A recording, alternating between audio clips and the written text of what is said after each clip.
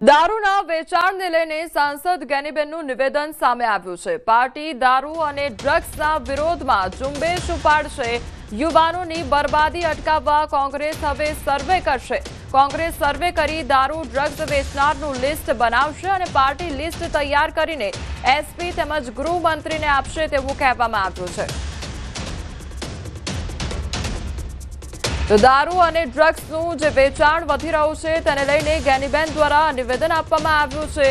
દારૂના વેચાણને લઈને નિવેદન આપવામાં આવ્યું તો પાર્ટી દારૂ ડ્રગ્સના વિરોધમાં હવે ઝુંબેશ પણ હાથ ધરવામાં આવશે।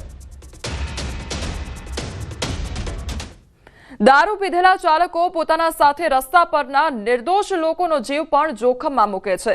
આ બેદરકારી રોકવા માટે હવે મહેસાણા જિલ્લા આરટીઓ કડક પગલાં લેવા માટે જઈ રહ્યું છે।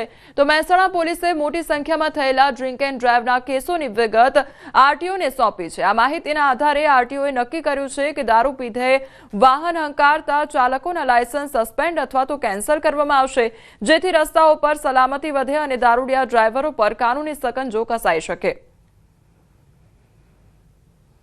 નશામાં હોય અને વાહન ચલાવે એ વખતે એ પોતાની સાથે સાથે આખા રોડને જોખમમાં મૂકતો હોય છે, તો એ ગુનાઓ ઉપર તદ્દન કડક કાર્યવાહી કરવી જોઈએ। તાજેતરમાં પોલીસ વિભાગ દ્વારા અમને જે રિપોર્ટ આપવામાં આવ્યો છે એમાં એમને ઘણા બધા ડ્રિંક એન્ડ ડ્રાઈવના કેસ કર્યા છે અને ફ્યુચરમાં અમે એ રાહે વિચારીએ છીએ કે આ તમામ કેસોની અંદર એમના લાયસન્સ સસ્પેન્ડ થવા સુધીની કડક કાર્યવાહી કરવી જોઈએ, જેથી કરીને ફરી વખત એ આવી કોઈ ભૂલો ના કરે। મહીસાગરમાં મોટા પ્રમાણમાં પોસ્ટડોડાનો જથ્થો ઝડપાયો, ત્યારે અંદાજિત 258.6 કિલો પોસ્ટડોડાનો જથ્થો મળી આવ્યો છે। અકસ્માત સર્જાતા કાર ચાલક કાર મૂકી ફરાર થયો હતો, તો એસઓજીને 38 લાખ રૂપિયાનો પોસ્ટડોડાનો જથ્થો મળ્યો। પોલીસને બગાસુ ખાતા પતાસું મળી આવ્યું છે।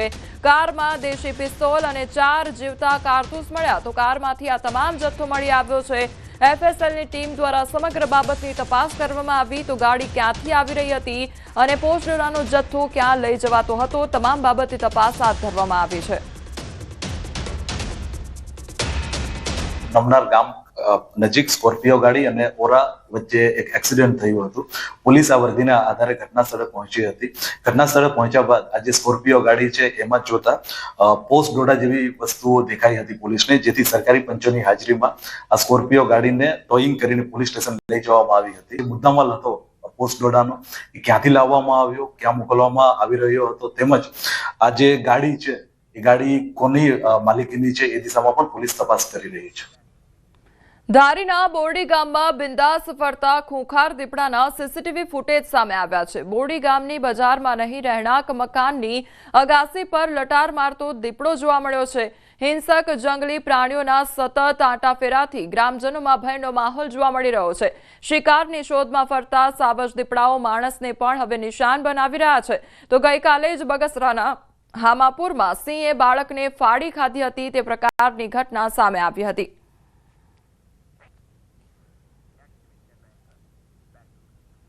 વંથલીના ગ્રામ્ય વિસ્તારમાં દીપડાના આંટાફેરા જોવા મળ્યા છે। સુખપુર ગામના ખોડિયાર મંદિર નજીક દીપડો જોવા મળ્યો હતો। સાંજના સમયે દીપડાએ દેખા દેતા ગ્રામજનોમાં ફફડાટ ફેલાયો હતો। તો અવારનવાર વન્યજીવોના આંટાફેરાથી લોકોમાં ચિંતા સતાવી રહી છે। અગાઉ પણ દીપડાઓ રહેણાંક વિસ્તાર નજીક આવી ચડ્યાની ઘટનાઓ બની ચૂકી છે। તો ફરીવાર દીપડો દેખાતા ગ્રામજનોની દીપડાને પાંજરા પૂરવા માટે માંગ કરવામાં આવી છે। અમરેલીના બગસરામાં સિંહણને પકડવા વન વિભાગનું મેગા રેસ્ક્યુ ઓપરેશન હાથ ધરવામાં આવ્યું, ત્યારે હામાપુર ગામે 5 વર્ષના બાળકને ફાડી ખાનાર સિંહણને પકડવા વન વિભાગે મેગા રેસ્ક્યુ ઓપરેશન હાથ ધર્યું। વન વિભાગ દ્વારા એક સિંહણ અને 4 સિંહ બાળને પાંજરે પૂરવામાં આવ્યા છે। રેસ્ક્યુ કરેલ સિંહણ અને 4 સિંહ બાળને પકડી જૂનાગઢ સક્કરબાગ ઝૂમાં લઈ જવામાં આવ્યા છે। તો એસીએફ તેમજ આરઓએફ સહિતનો જે વન વિભાગનો સ્ટાફ છે તેમના દ્વારા મેગા ઓપરેશન કરવામાં આવ્યું। માનવભક્ષી સિંહણ પાંજરે પુરાતા ગ્રામજનોએ રાહતનો શ્વાસ લીધો છે।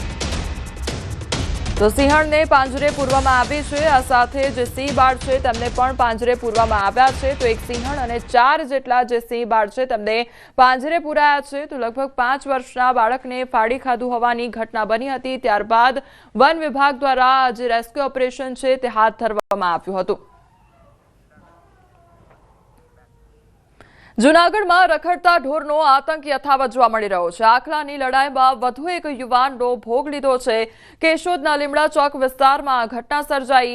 બે આખલાની લડાઈએ યુવાનને અડફેટે લીધો અને બાઇક ઉપર જતા યુવાન ગંભીર રીતે ઘાયલ થયો.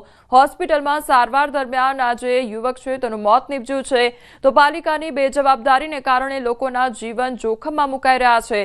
શહેર કોંગ્રેસ દ્વારા કેશોદ નગરપાલિકા સામે આક્ષેપ કરાયા છે. રખડતા ઢોરને પકડવામાં પાલિકા નિષ્ફળ હોવાના આક્ષેપ થઈ રહ્યા છે. તો બાઇક પર જતો યુવાન ગંભીર રીતે ઘાયલ થયો હતો. રખડતા ઢોરોનો આતંક વધી રહ્યો છે અને તેના કારણે લોકોના જે જીવ છે તે જોખમમાં મુકાઈ રહ્યા છે. સંવાદદાતા અમાર અમારી સાથે જોડાઈ ગયા છે. અમાર, રખડતા ઢોરનો આતંક જોવા મળી રહ્યો છે. એક યુવકનો જીવ ગયો છે. શું અપડેટ આખી ઘટનામાં?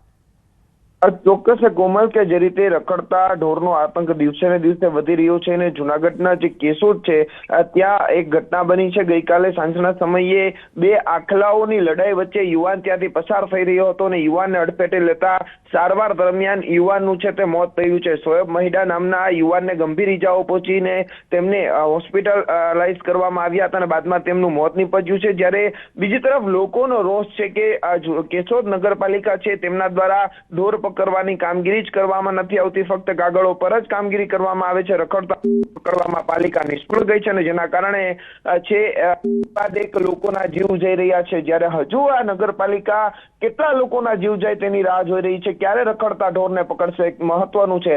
ત્યારે હાલ તો કેશોદની અંદર એક યુવાનનું મોત નીપજતા પરિવારમાં શોકનો માહોલ ફેલાયો છે. જી અમાર સમગ્ર માહિતી બદલ આપનો આભાર. અંદરો અંદર ખૂટિયા ઝઘડતા હતા અને એ ખૂટિયા એ બાઇક ઉપર પડી અને એ યુવક ઉપર પડ્યા અને સ્થળ પર જ એનું કમકમાટી ભર્યું મોત થયું. વાત નગરપાલિકાની બેદરકારીની છે. અગાઉ 6 મહિના પહેલાં પણ એક SBIના બેંક કર્મચારી, નિવૃત્ત બેંક કર્મચારીનું મૃત્યુ થયું. ત્યારે પણ પોલીસ ફરિયાદ દેવાની. આજે પણ પોલીસે પંચનામું કર્યું. પોલીસ અને પાલિકા એમના ઢાક પીછોડા કરી અને આ કામ પૂરું કરે. પણ પાલિકાને મારે એક શહેર કોંગ્રેસના પ્રમુખ તરીકે પૂછવું છે કે તમે આંકડો જાહેર કરો કે કેશોદમાં રખડતા પશુઓના ત્રાસથી 50 કે 500 લોકોના મોત થાય, પછી અમે આ પશુઓને પકડી અને પાંજરે પૂરશું. એટલે પ્રજા, કેશોદની જનતા છે એ તમારી કોઈ આશા ના રાખે.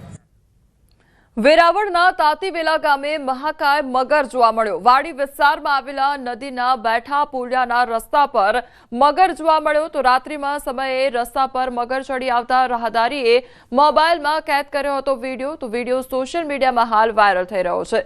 તો મહાકાય મગર જોવા મળ્યો છે અને તાતીવેલા ગામનો આ બનાવ સામે આવ્યો છે કે જ્યાં મહાકાય મગર જોવા મળ્યો અને ત્યાંથી પસાર થતા લોકો દ્વારા જે વિડીયો છે તે ઉતારવામાં આવ્યો હતો. વિડીયો હાલ સોશિયલ મીડિયા પર વાયરલ થઈ રહ્યો છે. તો વેરાવળના તાતીવેલા ગામની આ ઘટના સામે આવી છે કે જ્યાં પુલિયા પરથી પસાર થતો જે મગર છે, મહાકાય મગર જોવા મળ્યો છે અને ત્યાંથી પસાર થતા લોકો દ્વારા આ જોતા જ વિડીયો ઉતારવામાં આવ્યો હતો. હાલ જે વિડીયો છે તે સોશિયલ મીડિયા પર વાયરલ થઈ રહ્યો છે. તો વેરાવળની તાતીવેલા ગામની આ ઘટના કે જ્યાં મહાકાય મગર જોવા મળ્યો છે. ગાંધીનગર પ્રેરણા ભૂમિ સેન્ટ્રલ વિસ્ટા ગાર્ડન ખાતે મુખ્યમંત્રી ભૂપેન્દ્ર પટેલે સંવિધાન દિવસ નિમિત્તે બાબા સાહેબ આંબેડકરને પુષ્પાંજલિ અર્પણ કરી.